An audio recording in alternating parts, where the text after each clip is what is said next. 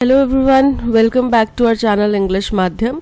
English माध्यम के platform पे हम editorial based practice exercises solve कर रहे हैं फॉर एसएससी सीजीएल।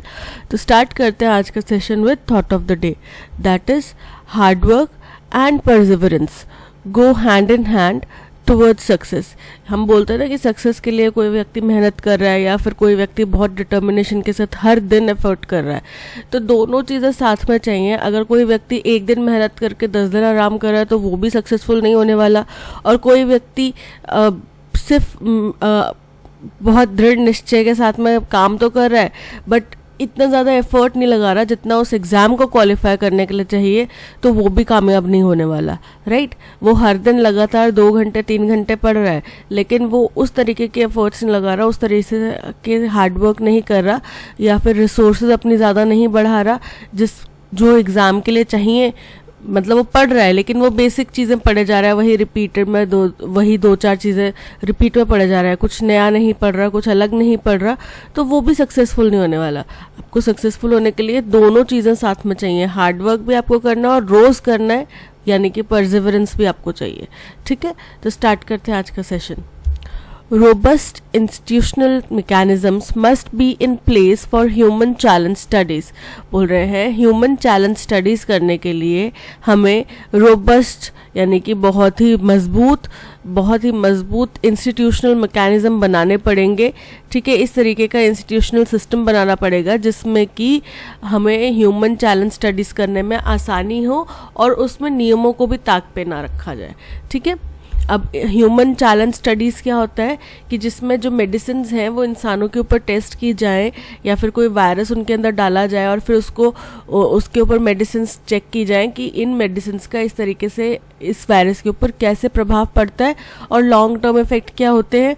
और ये उन्हीं फील्ड में किया जाता है जिसमें ऑलरेडी वैक्सीन थोड़ी बहुत डेवलप्ड है, थोड़ा बहुत डेवलपमेंट की स्टेज में है, फिर उसमें फर्दर जाँच करने के लिए इस तरीके के कदम उठाए जाते हैं। ठीक है, with the Bioethics Unit of Indian Council of Medical Research ICMR placing a consensus policy statement on controlled human infection studies for comments। बोल रहे हैं जो Indian council of medical research है उसकी जो बायो एथिक्स यूनिट है, bio ethics मतलब medical ethics क्या होता है, या ये करना सही होगा नहीं होगा, या ये गलत हम कर रहे हैं, मॉरल वैल्यूज़ जो है, तो ये क्या है, एथिक्स का पार्ट है। तो बायो एथिक्स मतलब मेडिकल की फील्ड में भी अब ऐसी चीज़ें हैं कि अब किसी का लेग एम्यूटेट करना सबसे फर्स्ट ईजीएस्ट सोल्यूशन है कि हाँ उसको थोड़ा सा वूंड है, मतलब वूंड थोड़ा इन्फेक्शन हो रहा है तो लेग एम्यूटेट कर दो। ठीक है, लेकिन वो मॉरली उस व्यक्ति के लिए कितना टॉर्मेंटस हो सकता है, कितना टॉर्चरस हो सकता है, ये हमें सोचना पड़ेगा। तो डॉक्टर्स फर्स्ट क्या चीज़ करते हैं, कोशिश करते हैं कि बिना एम्पुटेशन के अगर काम बन जाए, बिना एम्पुटेशन के अगर वो व्यक्ति ठीक हो जाए, वो वूंड भर जाए, तो पहले वो कोशिश करते हैं। लास्ट उनको ऑप्शन होता है कि सर्जरी कर दो। वही केस है फीमेल डिलीवरी में भी कि अगर पहले वो कोशिश करते हैं कि नॉर्मल डिलीवरीज विमेन की हों बट नहीं कोई ऑप्शन बचता, तो अब खैर उल्टा हो गया। अब डॉक्टर्स जाते ही सबसे पहले ऑपरेशन करते हैं बिकॉज ऑपरेशन करने में उनको ज़्यादा प्रॉफिट है। बट पहले के कंपैरिजन में कुछ बायोएथिक्स अभी भी चल रहे हैं। डॉक्टर्स को ये सलाह दी जाती है कि जितनी नॉर्मल डिलीवरीज होंगी उतना ज़्यादा उनके हॉस्पिटल के लिए अच्छा रहेगा, गवर्नमेंट उनको फंड्स ज़्यादा देती है या फिर गवर्नमेंट सब्सिडीज़ या हेल्प्स उनको मिलती हैं। ठीक है, तो ये बायोएथिक्स का पार्ट है कि मॉरल वैल्यू बची रहे, लोग लालच में आके ऐसे कदम ना उठाने लग जाए, तो उसके लिए ये यूनिट बनाई गई है।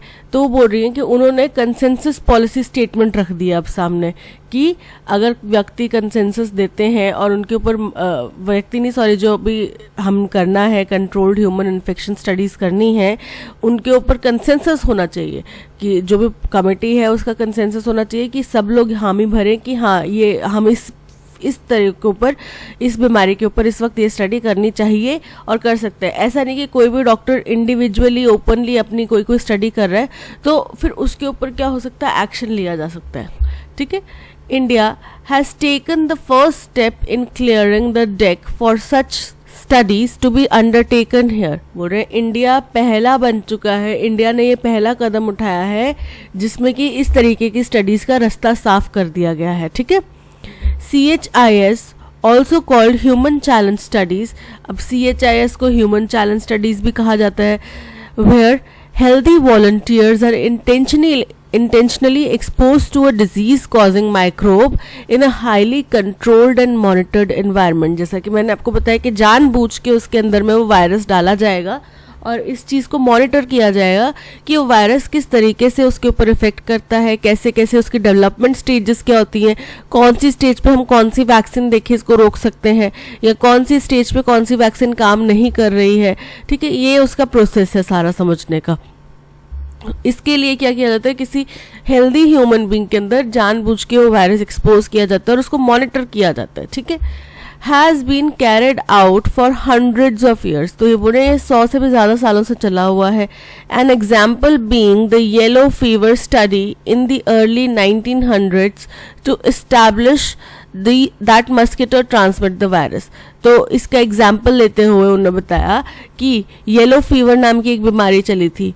ठीक है, उसकी स्टडी जब 19वीं सदी में हो रही थी, 1900s के आसपास इसकी स्टडी हो रही थी, तो उस दौरान पे जानबूझ के ये देखने के लिए कि मस्किटोज द्वारा ये वायरस फैला जाता है, ये स्टडी परफॉर्म की गई। Typically a less virulent strain of microbe is used.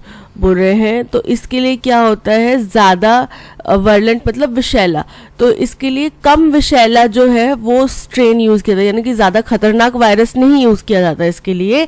ठीक है, उसका जो ज़्यादा खतरनाक वेरिएंट होगा वो यूज़ नहीं किया जाएगा, हल्का वेरिएंट जो होगा ना वो यूज़ किया जाता है स्टडी के लिए। Less deadly diseases that have proven drugs for treatment, और उन डिजीजेस को इसमें शामिल किया जाता है जिनके ड्रग्स अवेलेबल हैं ट्रीटमेंट के लिए। ठीक है, they more often undertaken on a small number of volunteers to understand the various facets of infection and disease। बोल रहे हैं कि ये छोटे स्तर पे कुछ लोगों के ऊपर किया जाता है, यानी कि बहुत बड़े पैमाने में आपने 50,000 लोगों के ऊपर ये वायरस डाल दिया तो उससे वो उसको भी फैलने का खतरा है। ठीक है, चाहे आप कितना भी कंट्रोल्ड वे में करें इसको।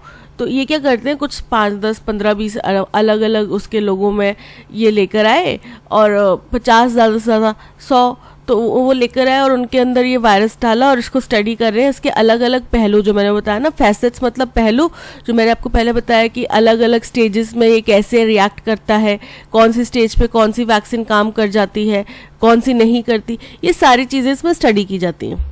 And occasionally to accelerate the development process of a medical intervention. और वही कि कई बार ये क्यों किया जाता है कि हम मेडिकल इंटरवेंशन की प्रोसेस को कैसे तेज़ कर सकें। ठीक है, कि किस स्टेज पर हम मेडिकली, अब जैसे कोरोना वायरस है, 7-8 दिन तो उसको पता लगने में ही चलते हैं कि हाँ इनको कोरोना वायरस आ गया है। 7-8 दिन में तो वो वायरस अपने दिखाता है सिम्टम्स। ठीक है, कि आपको कोरोना वायरस हो गया।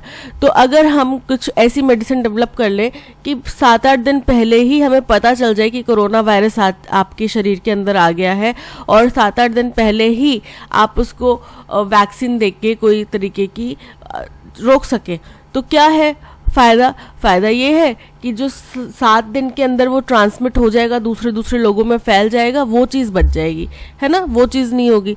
तो यही कर रहे हैं कि मेडिकल इंटरवेंशन को, यानी कि मेडिकल हस्तक्षेप को और ज़्यादा फास्ट भी करने के लिए किया जाता है।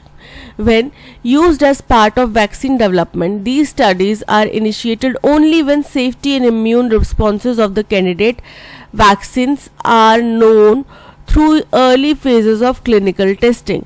बोल रहे हैं जब हम इनको वैक्सीन डेवलपमेंट के पार्ट के तौर पे इस्तेमाल करते हैं तो ये तभी की जाती है, इस तरीके की स्टडीज तभी की जा सकती है जब उस वैक्सीन की जो डेवलप की गई है वैक्सीन, उसके सेफ्टी, उसके इम्यूनिटी रिस्पॉन्सेज, ये सब चीज़ें चेक की जा चुकी हों, टेस्टिंग लैब के अंदर में ये चीज़ें चेक की जा चुकी हों।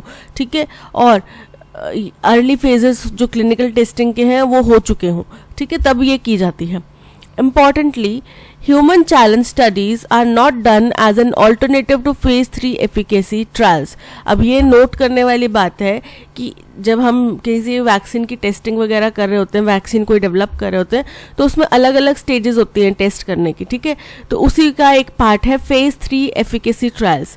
तो बोल रहे हैं कि ह्यूमन, ये भी आपको नोट करने वाली बात है कि ह्यूमन चैलेंज स्टडीज जो है वो फेज 3 एफिकेसी ट्रायल्स का अल्टरनेटिव के तौर पे नहीं इस्तेमाल किए जाते, उसके बाद में इस्तेमाल किए जाते हैं। यानी कि फेज 3 एफिकेसी ट्रायल्स हो चुके हैं, उसके बाद में पता चल चुका है कि वैक्सीन टेस्टिंग करके तो सही आ रही है। अब हमने देखना है कि इसको अलग अलग ह्यूमन स्टेजेस में, ह्यूमन के अंदर जब वायरस हो अलग अलग स्टेजेस में ये कैसे काम करेगी, ठीक है। तो इसको यूज़ किया जाएगा ह्यूमन चैलेंज स्टडीज़ को। ये नहीं कि फेज 3 एफिकेसी ट्रायल्स को हटाओ यार, ह्यूमन के ऊपर टेस्ट करो पहले, ठीक है, ऐसा नहीं है। But to help select the best candidate for testing in a conventional phase 3 clinical trial. लेकिन ये क्या करता है, ये हेल्प करता है बेस्ट कैंडिडेट सिलेक्ट करने के लिए, जिसमें कि फेज 3 क्लिनिकल ट्रायल्स जो होंगे उसके लिए जो हमें व्यक्ति चाहिए उसके लिए टेस्ट करने के लिए, उसके लिए बेस्ट कैंडिडेट सिलेक्ट करने में हेल्प करता है। Phase 3 clinical trials that follow human challenge studies often require fewer volunteers. अब जो Phase 3 clinical trials होते हैं जिनके बाद में ह्यूमन चैलेंज स्टडीज़ होती हैं उसमें कम वॉलंटियर्स की रिक्वायरमेंट होती है, ठीक है, बहुत ज़्यादा लोग नहीं चाहिए उसमें। Speeding up the development process, जिससे डेवलपमेंट प्रोसेस तेज़ हो जाता है। In the last 50 years, CHIS studies have been carried out with thousands to accelerate vaccine development against typhoid and cholera. बोल रहे हैं पिछले कुछ सालों में, पिछले 50 सालों में CHIS स्टडीज़ जो है वो की जा रही हैं, कंडक्ट की जा रही हैं विद थाउजेंड्स, लगभग 1000 लोगों के साथ में, ताकि जो वैक्सीन डेवलपमेंट है अगेंस्ट टाइफॉइड और कोलरा जैसी बीमारियों की जो वैक्सीन डेवलपमेंट है उसको स्पीड अप किया जा सके, ठीक है। During the covid pandemic the imperial college London use 36 volunteers to study facets of the SARS-CoV-2 infection. अब SARS-CoV-2 क्या है, कोविड वायरस का एक्चुअल नेम जो है, साइंटिफिक नेम है वो SARS-CoV-2 है, ठीक है। तो बोल रहे हैं कि कोविड-19 पेंडेमिक के दौरान में इंपीरियल कॉलेज ऑफ लंदन है उसने 36 वॉलंटियर्स को इस्तेमाल किया, यूज़ किया SARS-CoV-2 इन्फेक्शन के अलग अलग पहलुओं को समझने में। In 2020, the World Health Organization approved using CHIS for accelerating COVID-19 vaccine development. और 2020 में वर्ल्ड हेल्थ ऑर्गेनाइजेशन ने भी जो ये CHIS है उसकी मंजूरी दे दी थी ताकि कोविड-19 की वैक्सीन डेवलपमेंट जो है वो फास्ट की जा सके, यानी कि जल्द से जल्द वैक्सीन बनाई जा सके, इसके लिए उन्हें CHIS की मंजूरी दे दी थी। There are several ethical challenges with human challenge studies.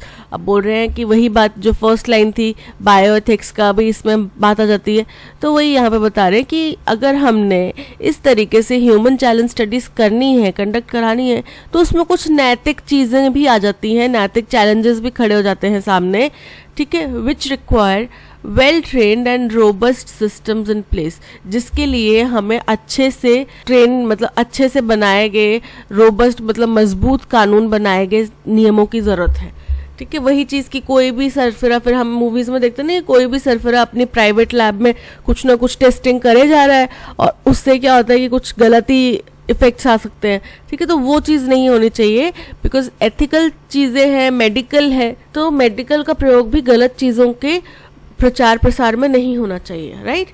While collaborations with institutions and scientists well versed in conducting such studies are a must, navigating the ethical minefield is a challenge.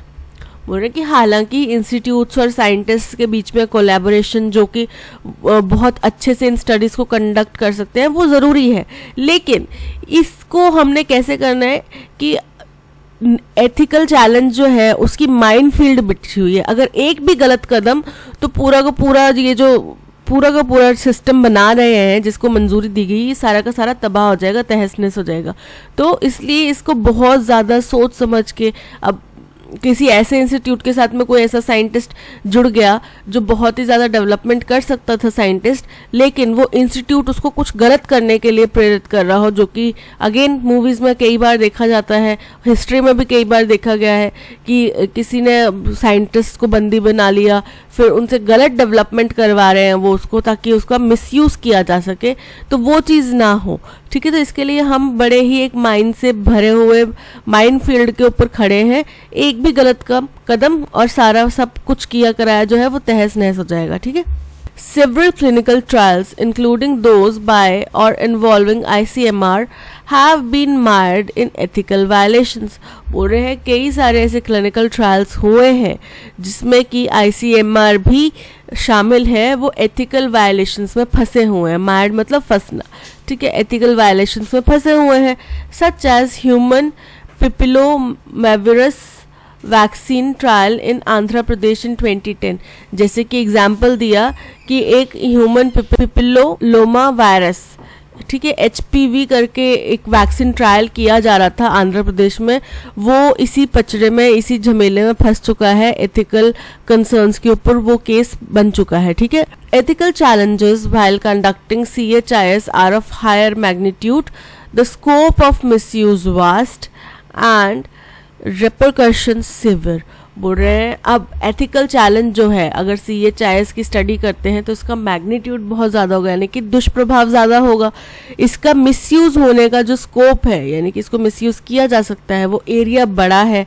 उसके अलावा इसके जो दुष्प्रभाव है वो भी ज़्यादा घातक होंगे। ठीक है, there is potential for exploitation given the monetary dimensions involving volunteers। अब इसमें बोल रहे हैं कि इसमें एक्सप्लॉयटेशन हो सकता है, जैसे मैंने आपको बताया, कोई गलत इंस्टीट्यूट गलत चीज़ का प्रचार करने के लिए, गलत चीज़ को डेवलप करने के लिए इस्तेमाल कर सके, या फिर ज़्यादा लोगों को पैसे दे के, क्योंकि गरीब जनता है, बहुत सारे लोगों को बहुत पैसों की रिक्वायरमेंट होती है, तो उनका इस तरीके से मिसयूज़ ना किया जाए कि ज़बरदस्ती उनके ऊपर ट्रायल्स किए जा रहे हैं पैसे देकर और फिर गलत वैक्सीन डेवलप की जा रही हैं। ठीक है, तो ये चीज़ें ना हो।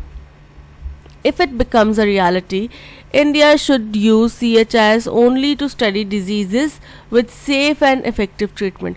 बोले अगर ये हकीकत बनता है तो इंडिया को, उनने एक चेतावनी देते हुए कहा है कि आपको प्राइवेट इंस्टीट्यूशंस को इसमें इन्वॉल्व नहीं होने देना चाहिए, केवल CHIS ही कंट्रोल्ड तरीके से, कंट्रोल्ड लैब्स के अंदर अपने तरीके से इन डिजीज़ेस को स्टडी करे, इनके ऊपर इस तरीके की टेस्टिंग करे।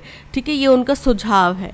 Using CHIS to study novel microbes disease with limited medical intervention should wait till Indian scientist gain expertise and robust institutional structures and mechanisms are in place. अब बोल रहे हैं कि ये तो हो गई बात, लेकिन जहां हम बात करते हैं नए माइक्रोब्स की, नए वायरसेस की, नई बीमारियों की, जैसे कोरोना वायरस नई बीमारी है, ठीक है, तो जब हम उनकी बात करते हैं तो उसके लिए भी CHIS को तब तक का वेट करना चाहिए जब तक साइंटिस्ट जो है इसके ऊपर अपनी महारत हासिल ना कर ले, यानी कि साइंटिस्ट इसके ऊपर अच्छे तरीके से प्रैक्टिस परफेक्ट ना हो जाए।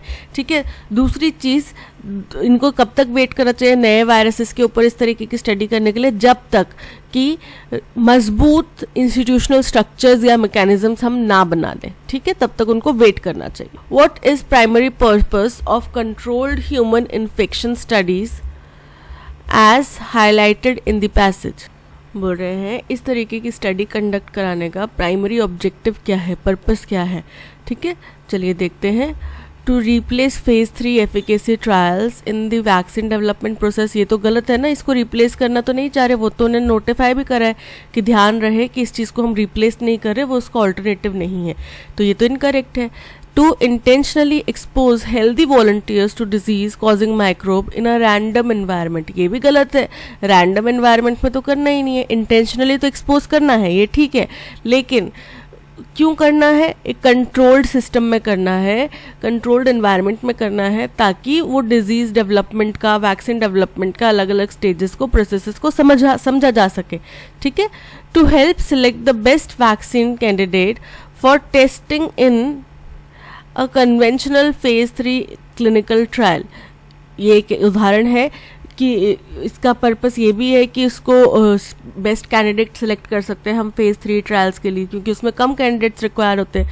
to excessively study the virulence of microbes without any consideration of medical intervention, ये गलत हो जाता है. So option C is correct. According to the passage, which of the following statements about CHIS is true? Only a virulent strain of microbe is use, ये तो गलत है. Venomous strain तो यूज नहीं किया जाता ना, जहरीला सबसे खतरनाक वायरस तो नहीं यूज किया जाता, तो ये तो गलत हो जाएगा यहीं पे. ठीक है. Human challenge studies are a modern method having started only in last century. बोल रहे हैं ह्यूमन चैलेंज स्टडीज जो है ये नया तरीका है, मॉडर्न मेथड है, जो कि अभी पिछली सेंचुरी से, पिछली सदी से ही स्टार्ट हुआ है, जो कि गलत है. ये बहुत ही पुराना तरीका है जिसका सदियों पहले का इतिहास है, और 1900 की बात कर रहे थे जिसमें भी टाइफॉइड जैसे वायरस को समझने के लिए इस चीज़ का इस्तेमाल किया जा रहा था. ठीक है. CHIS has never been utilized in development of vaccines against diseases like typhoid, cholera. ये भी गलत है, इसके लिए अभी ये currently भी यूज़ किया जा रहा है.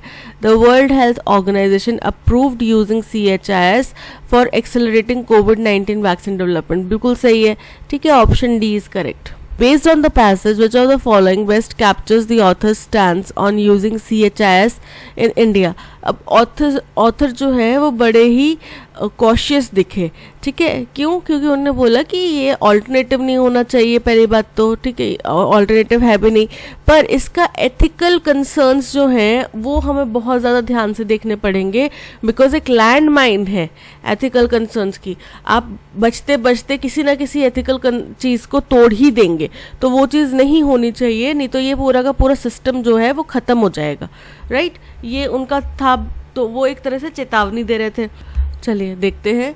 CHIS should be completely avoided in India due to past ethical violations and other clinical trials. ये गलत है. completely avoid करने के लिए तो वो बोला ही नहीं, और ये तो बहुत ज़रूरी है. उनने बोला कि केवल ICMR या तो इसके अंदर काम करे केवल और केवल अपने कंट्रोल लैब्स के अंदर अपने सिस्टम्स के साथ में, या फिर को जो वैक्सीन अभी, जो वायरसेस अभी नए हैं उनके लिए तब तक वेट किया जाए जब तक साइंटिस्ट उन चीज़ों को अच्छे से समझ नहीं लेते. ठीक है. जल्दबाजी ना करें. दूसरा, एथिकल चीज़ों के ऊपर बारीकी से ध्यान दिया जाए, क्योंकि पहले भी हमने देखा है ICMR फंस चुका है एथिकल कंडक्ट के ऊपर, तो वो चीज़ ना हो, नहीं तो उससे सारी की सारी जो प्रोसेस है उसको पीछे धकेल दिया जाएगा, बैकफुट पे आ जाएगी वो. ठीक है. CHIS can be immediately used for any disease study in India as long as there collaboration with seasoned institutions. ये गलत है. ठीक है. कि CHIS जो है इमीडिएटली स्टार्ट किया जा सकता है किसी भी वायरस के ऊपर, किसी भी डिजीज के ऊपर, जब तक उसमें कोई ऐसे उम्दा बड़े इंस्टीट्यूशन शामिल नहीं है जिनके पास एक्सपीरियंस है. जब तक वो शामिल है तब तक कभी भी किसी भी स्टेज पे आप इसको इस्तेमाल कर सकते हैं, ऐसा नहीं है. CHIS can B potentially adopted for diseases with established treatments. ठीक है. कि उन डिजीजेस के लिए जिनके ट्रीटमेंट्स बन चुके हैं उनके लिए अडॉप्ट किया जा सकता है. But caution is urged when considering novel microbes until expertise and proper mechanisms are established. बिल्कुल सही है. Option C is correct. What is the tone of the passage? अब मैंने टोन आपको बताया कि वो बोल रहे हैं, सतर्क रहने के लिए बोल रहे हैं. ठीक है. तो वो क्या कर रहे हैं, कॉशियस है वो बहुत ज़्यादा, कि ऐसा ना हो जाए, ऐसा ना हो जाए, इसके लिए आप ये चीज़ कर लो, ये चीज़ कर लो, ये इस बात पे ध्यान देना चाहिए. ठीक है. तो वो क्या कर रहे हैं, कॉशनरी है ये काफ़ी ज़्यादा. हमारा जो पैसेज है option C cautionary is correct. What is the main theme of the passage? Passage की मेन थीम क्या है? History of controlled human infection studies. History बता रहे हैं, उसके बारे में नहीं. The ethical challenges in medical research. Medical research की फील्ड में क्या क्या एथिकल चैलेंजेस फेस किए जाते हैं उनके बारे में चर्चा हो रही है. The importance and challenge of controlled human infection studies in India. Option C is correct. कि इसकी क्या ज़रूरत है और क्या इसके आगे परेशानियां आ सकती हैं. According to the passage, which of the following statements about human challenge studies in India is not true? Collaboration with institutions and scientists experienced in conducting CHIS are essential. तो बोल रहे हैं कि ऐसे इंस्टीट्यूट्स और साइंटिस्ट के बीच में collaboration होना चाहिए जिनको इस फील्ड का एक्सपीरियंस है, इसमें किस तरीके से एक्सरसाइजेस की जाएंगी, किस तरीके से डेवलपमेंट प्रोसेस चलेगी, उनका एक्सपीरियंस है. ठीक है. तो ये बात सही है. है ना, तो ये तो बिल्कुल करेक्ट है, तो हमें नॉट ट्रू वाली स्टेटमेंट ढूंढनी है। The ethical challenges with CHIS are similar in magnitude to regular clinical trials. बोल रहे जो रेगुलर क्लिनिकल ट्रायल्स होते हैं उसी से रिलेटेड ही CHIS में एथिकल चैलेंजेस फेस करने पड़ेंगे। तो कि ये तो गलत है, अगर रेगुलर क्लिनिकल ट्रायल सक्सेसफुल हो गया तो फिर CHIS में तो वो एथिकल चैलेंजेस बनेंगे नहीं ना, क्योंकि उसमें तो हमने फॉलो करें तो वही स्टेप्स हमने इसमें फॉलो करने हैं। ठीक है, तो ये डिफरेंट है क्योंकि इसमें ह्यूमन बींग्स इन्वॉल्व हैं, तो इसका जो एथिकल जो हम बात कर रहे हैं उसका दायरा बढ़ जाता है। ठीक है, ये गलत है statement. The potential for exploitation exist specially given the monetary aspects associated with volunteers. बोल रहे हैं कि इसमें क्योंकि वॉलंटियर्स इन्वॉल्व होंगे और उनको पैसे दिए जाने होंगे, तो इसलिए इस फील्ड में एक्सप्लॉयटेशन के चांसेस ज़्यादा हैं, जो कि बिल्कुल सही है। ठीक है, तो ऑप्शन 3 भी करेक्ट है। नेक्स्ट चलते हैं। India should only utilize CHIS for disease that have a known safe and effective treatment, और यही इसमें किया जाता है, तो ये भी करेक्ट है। यानी कि केवल सेकंड ऑप्शन जो है वो इनकरेक्ट है, यानी कि only 2 option B is correct. US secretary of state Antony Blinken claims that Ukraine has promised not to use the systems to hit targets inside Russia, but the latter is not convinced। बोल रहे हैं US के जो secretary of state है Antony Blinken, उन्होंने ये दावा किया है कि यूक्रेन ने उनसे वादा किया था कि वो टारगेट इस सिस्टम का इस्तेमाल जो है रशिया के अंदर किसी टारगेट को नहीं करेंगे हिट, इसका इस्तेमाल करेंगे। ठीक है, लेकिन रशिया इस बात से कन्विंस्ड नहीं दिख रहा, रशिया को लग रहा है कि वो झूठ बोल रहे हैं। Dismissing the assurances, Kremlin has accused the US of deliberately and diligently pouring fuel on fire।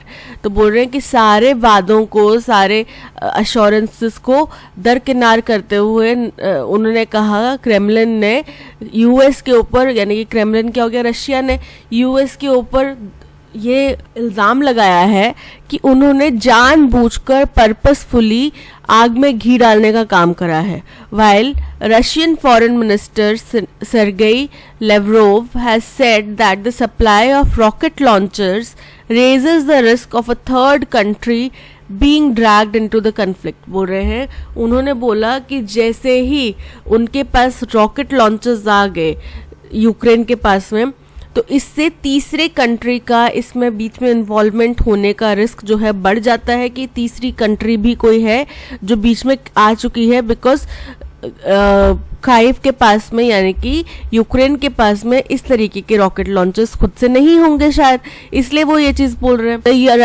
Russia Ukraine war is 100 days old and there are few signs to be hopeful that it will end anytime soon।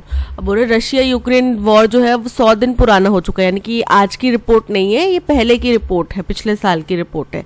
ठीक है, तो 100 दिन हो चुके हैं इस war को, लेकिन अभी बहुत ही कम ऐसे इंडिकेशंस हैं जिससे हम लोग उम्मीद लगा सकें कि ये जल्द खत्म होने वाला है, यानी कि उनको नहीं लग रहा कि ये जल्दी खत्म होने वाला है war. Instead the battle lines are hardening with the US announcing a $700 million weapons package for Kyiv that will include advanced rocket systems with a range of up to 80 kilometers, while Germany has pledged to supply Ukraine with state-of-art anti-craft missiles and radar systems।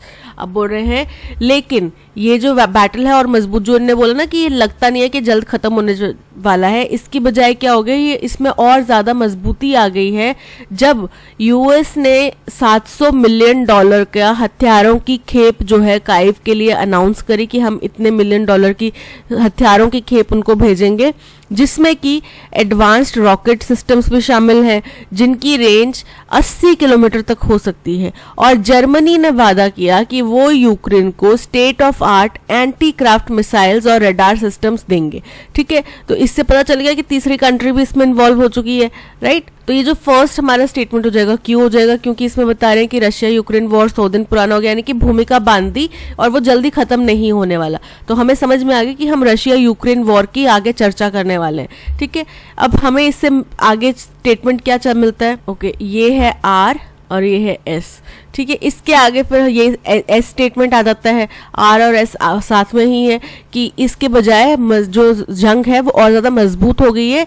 Battle lines मजबूत होना मतलब कि जंग और ज़्यादा तेज़ हो गई है जब यूएस ने इतनी मदद उनको दे दी। ठीक है, सो हो गया सेकेंड। थर्ड हमारा स्टेटमेंट हो जाता है पी कि यूएस सेक्रेटरी ने ये बात बोली है कि यूक्रेन ने उनसे वादा किया है कि वो रशिया के अंदर किसी जगह को इसमें निशाना नहीं बनाएंगे। ठीक है, लेकिन सभी वादों को, सभी अश्योरेंस को दरकिनार करते हुए रशिया ने यूएस के ऊपर इल्ज़ाम लगाया है कि वो जानबूझ के आग में घी डाल रहे हैं। ठीक है, ये हो गया फोर्थ। तो हमारा अरेंजमेंट बन रहा है R S P Q. R S P Q, option C is correct. The trainees at Thiagrad Stadium were forced to start practice earlier than desirable। बोल रहे हैं जो भी वहाँ पे ट्रेनिंग करने के लिए आते हैं लोग, उनको ज़बरदस्ती बोला जाता है कि आप पहले अपनी ट्रेनिंग स्टार्ट करो in severe heat so that they could finish by 7 PM। तपती गर्मी में अपनी ट्रेनिंग स्टार्ट करो ताकि वो 7 बजे तक अपनी ट्रेनिंग फिनिश कर लें। When the stadium was cleared for the officer and his dog. और 7 बजे क्या हो जाएगा, स्टेडियम साफ हो जाएगा किसके लिए, कोई ऑफिसर है उनके लिए और उनके कुत्ते के लिए। ठीक है, the security guards merely kept watch as Khirwar and dog enjoyed the wonderful isolation of a big stadium. जो बोल रहे हैं कि सिक्योरिटी गार्ड्स जो हैं वो केवल वहाँ पे नज़र रखने के लिए थे, उनको इतना कुछ ज़्यादा ज़रूरत भी नहीं थी नज़र रखने की कि जब खिरवार जो है कोई व्यक्ति और उनका कुत्ता जो है पूरे इतने बड़े स्टेडियम में अकेले इतने बड़े स्टेडियम को एंजॉय कर रहे थे, अकेले उसमें घूम रहे थे। This episode lays bare the sense of entitlement many politicians and bureaucrats such as Khirwar gain after acquiring power।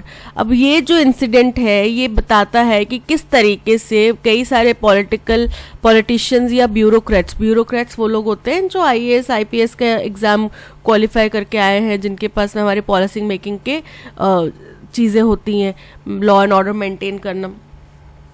तो बोल रहे हैं कुछ ब्यूरोक्रेट्स और पॉलिटिशियंस कैसे पावर का गलत इस्तेमाल करते हैं, जैसे उनके पास में पावर आ जाती है merely on the basis of winning an election or passing a tough exam not due to record of outstanding performance।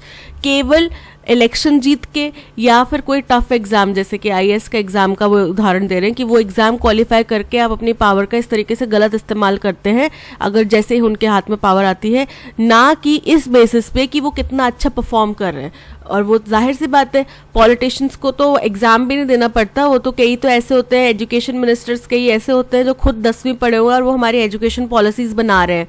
ठीक है, फिर उनके स्टेटमेंट्स और कमेंट्स इतने घटिया आते हैं, इस तरीके के लोगों के ऐसे इलाकों से ये लोग उठकर या फिर ऐसी जगह से या ऐसी मेंटालिटी लेकर ये अपने पॉलिटिक्स में आ रहे हैं कि इनके स्टेटमेंट्स। और अब जो हमारे संसद का हाल हो रहा है वो तो आप सब देख ही रहे हैं कितना चेंज हो चुका है। पुराने ज़माने के लोगों को अगर आप पूछेंगे ना, अपने दादाजी को, नाना जी को, तो वो लोग बोलेंगे कि सत्ता पूरी गंदी हो चुकी है, पॉलिटिक्स इतनी घटिया स्तर की पॉलिटिक्स कभी उन्होंने अपनी लाइफ में नहीं देखी होगी। तो वो लोग क्या करते हैं, क्यों है ये, क्योंकि उनको पता है कि जैसे ही एक इलेक्शन जीते साथ में क्या आ गया, पावर, और पावर का ही सारा खेल है। वरना क्यों इतने टाइम तक वो लोग सत्ता में बने रहना चाहते हैं, इतनी सरदर्दी, माथापच्ची, आरोप प्रत्यारोप, इल्ज़ाम, फिर CBI की रेड, CID की red, ITR income tax department की रेड। तो ये सब चीज़ों से क्यों जूझते हैं, बिकॉज साथ में पावर भी है हाथ में। ठीक है, तो उसको वो एम्फसाइज कर सकते हैं, उसको यूटिलाइज कर सकते हैं, वही यहाँ पे बताया गया। The news that a senior IAS officer in Delhi government, Sanjeev Khirwar, gets Delhi's Thiagrad Stadium emptied in evenings so that he could walk his dog on the tracks should come as a shock to us। बोल रहे हैं कि ये जो खबर आई है जिसमें ये बताया गया है कि एक IAS अधिकारी हैं, सीनियर IAS अधिकारी दिल्ली सरकार में, जिनका नाम है संजीव खिरवार, वो कैसे पूरा का पूरा दिल्ली का त्यागराज स्टेडियम खाली करवा देते हैं ताकि शाम के समय वो अपने कुत्ते को वहाँ पे घुमा सकें। और ये शॉक की तरह हमारे लिए आया है, but we are not really shocked. लेकिन ये हम शॉक नहीं है, आना चाहिए था, हमें शौक लगना चाहिए था, बट हम शौक नहीं है क्योंकि हमें पता है ये लोग पावर का इस्तेमाल इसी तरीके से करते हैं। For we know that in our country it is norm for people in a position to of power to misuse it. लेकिन हम शॉक्ड हैं नहीं, क्योंकि हमें पता है कि हमारे देश में जो ये बहुत नॉर्मल सी चीज़ है अपनी पावर का मिसयूज़ करना, और सही मायने में ये केवल हमारे देश की बात नहीं है, हर एक देश में इसी तरीके से होता है। हम हिंदुस्तान हिंदुस्तान बोल के हिंदुस्तान को बदनाम करते हैं, खुद ही अपने देश से नफरत करने लग जाते हैं। तो ज़रूरत यही है कि अच्छे लोग सत्ता में आए, अच्छे लोग ब्यूरोक्रेसी में आए, ठीक है, जो नियमों को अच्छे से पालन कर पाए और पावर का मिसयूज़ ना करे, ठीक है, ये ज़रूरत है सबसे ज़्यादा। तो ये हमारा एस स्टेटमेंट जो हमारा फर्स्ट स्टेटमेंट हो गया कि इसमें बेसिक इसका आइडिया लग गया कि हुआ क्या है, घटना क्या हुई है, ठीक है। इसके बाद में हमारा सेकंड स्टेटमेंट आता है पी स्टेटमेंट, कि उनको डॉग को घुमाने के लिए क्या किया जाता है, जो ट्रेनीज हैं उनको जल्दी तपती धूप में ट्रेनिंग करने के लिए बोला जाता है ताकि वो 7 बजे तक अपनी ट्रेनिंग खत्म कर लें, ठीक है। ये हो गया सेकंड। थर्ड हो गया कि सिक्योरिटी गार्ड केवल वहाँ पे दर्शक बन के खड़े रहते हैं जब ये लोग अपना जो खिरवार है और उनका डॉग है वो अपना आइसोलेटेड टाइम एंजॉय कर रहे होते हैं इतने बड़े स्टेडियम में। ये थर्ड हो गया। और फोर्थ हो गया कि ये जो एपिसोड है ये बताता है कि किस तरीके से सत्ता का पावर का गलत इस्तेमाल किया जाता है सत्ताधारी और ब्यूरोक्रेट्स द्वारा, ठीक है। तो हमारा अरेंजमेंट बन रहा है SPQR, ठीक है, SPQR, option A is correct. The 4 5.8 ton twin engines gunship choppers armed with air-to-air missiles, 20 mm turret guns, rocket systems and other weapons पूरे 4 5.8 टन भारी वजन वाले twin engine gunship choppers helicopters type ही होते हैं एक, ठीक है, वो उनके बारे में बताया जा रहा है कि जिनके अंदर एयर टू एयर मिसाइल्स भी लगी हुई हैं, 20 mm टॉरेट गन्स भी लगे हुए हैं, रॉकेट सिस्टम्स भी हैं और भी दूसरे हथियार हैं। Have been developed mainly for mountain warfare by the state run aerospace and defence major Hindustan Aeronautics Limited. बोल रहे हैं इन्होंने ये डेवलप किए हैं, 4 ऐसे चॉपर्स बनाए हैं। किसने बनाए हैं, क्यों बनाए हैं, ताकि माउंटेन में अगर टेरेन एरियाज में पहाड़ी इलाकों में जंग होती है तो उसके लिए हेल्प प्रोवाइड करने के लिए बनाए गए हैं।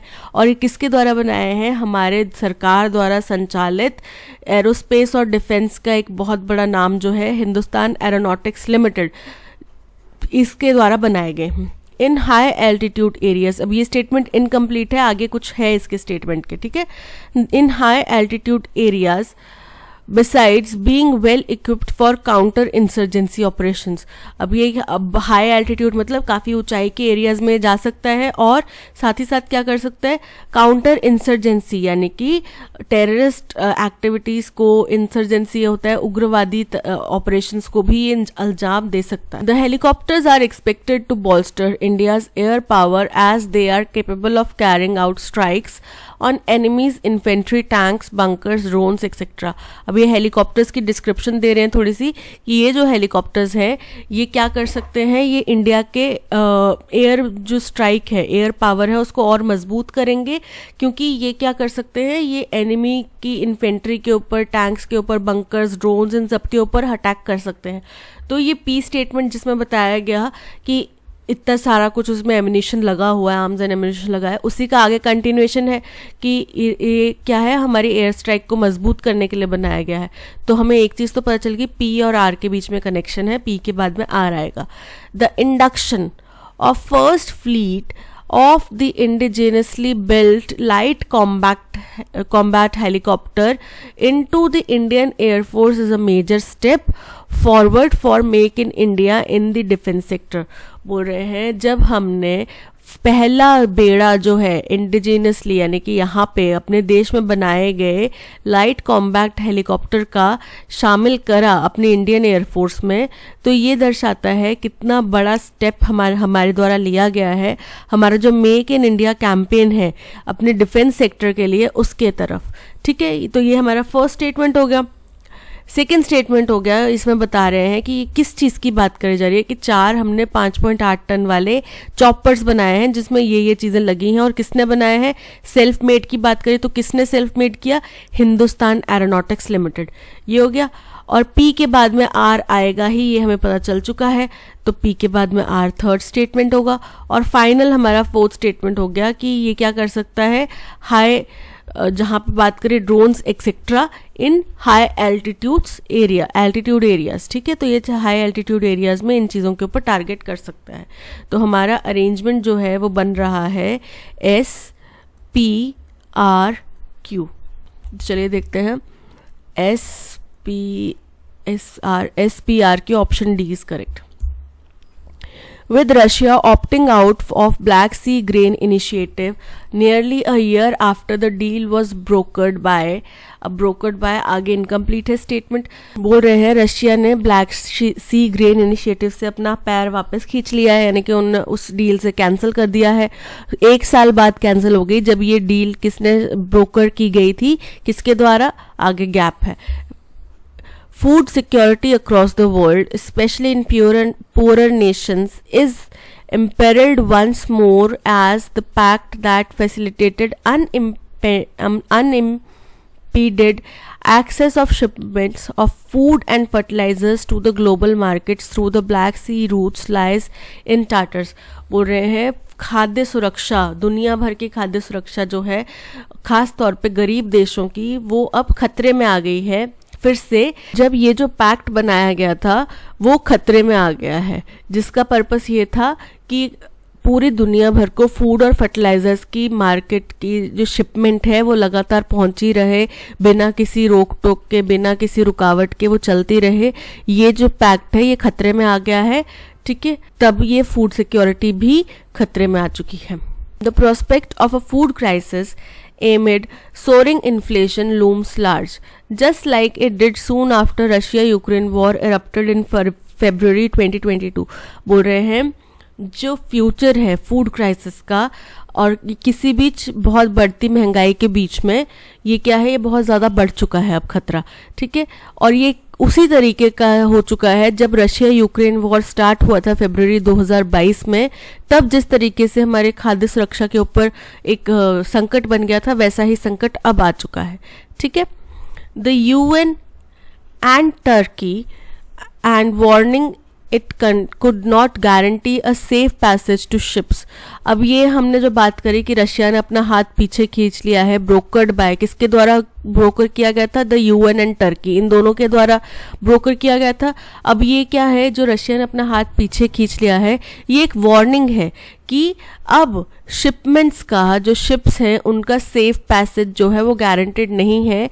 The situation is unfortunately back to square one. अब बैक टू स्क्वायर वन का मतलब होता है वापस जीरो पर आ गई है, बिल्कुल बेसिक से अब आपको शुरुआत करनी पड़ेगी, ठीक है। जहाँ से शुरू किया था वहीं पे आके हम पहुँच गए हैं।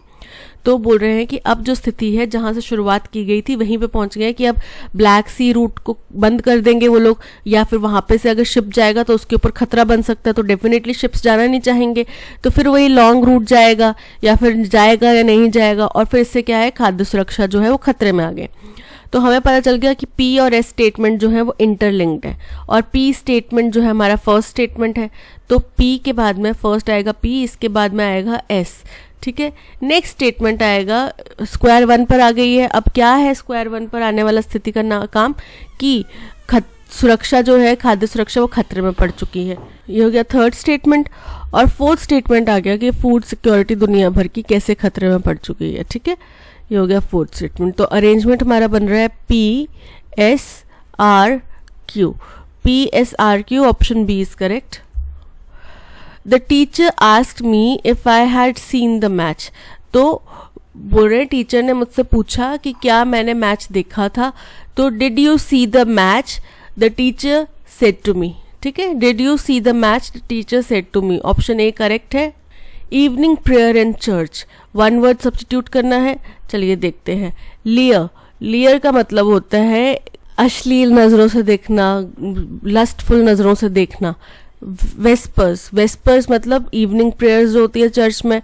हर्बीवोरस, हर्बीवोरस मतलब वो जानवर जो घास फूस खाते हैं।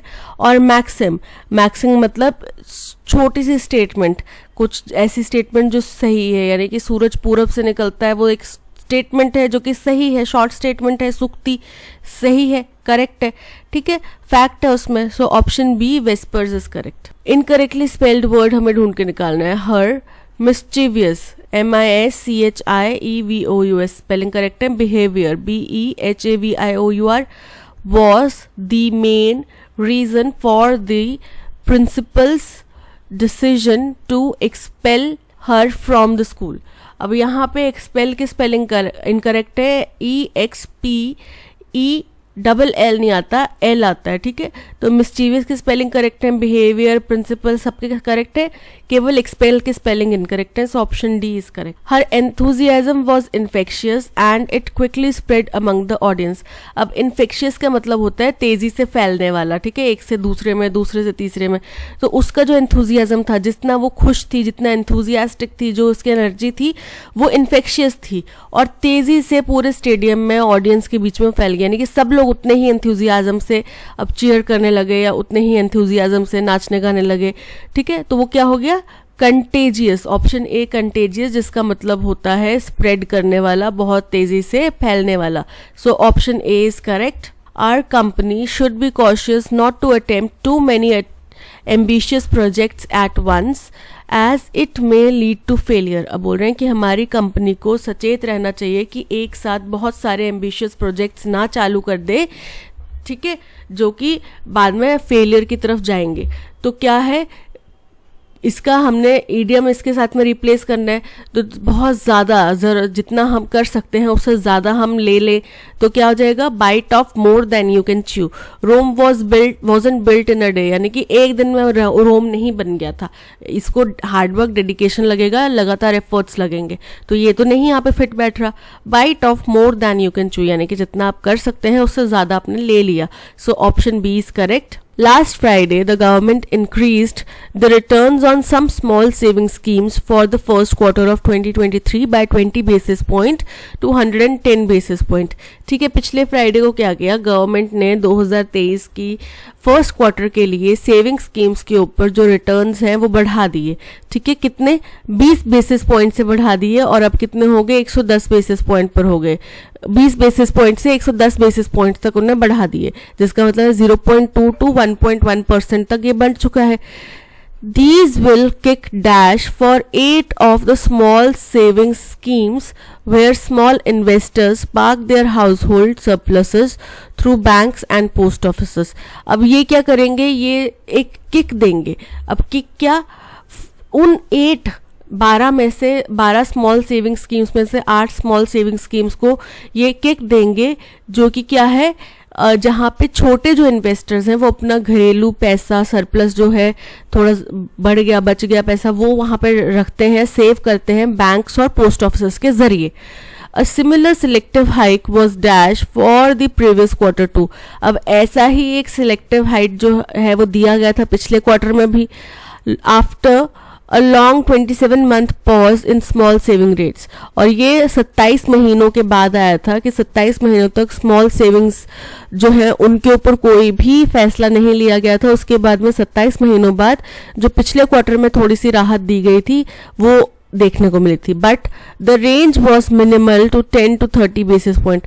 लेकिन जो आपने दिया था सेविंग्स में रिटर्न रेट्स बढ़ाए थे वो बहुत छोटे से थे, 10 to 30 बेसिस, यानी कि 1 to 3% के थे। ठीक है, 0.1 to 0.3% के थे, and only applied on 5 schemes, और केवल 5 स्कीमों के ऊपर ये लगे थे।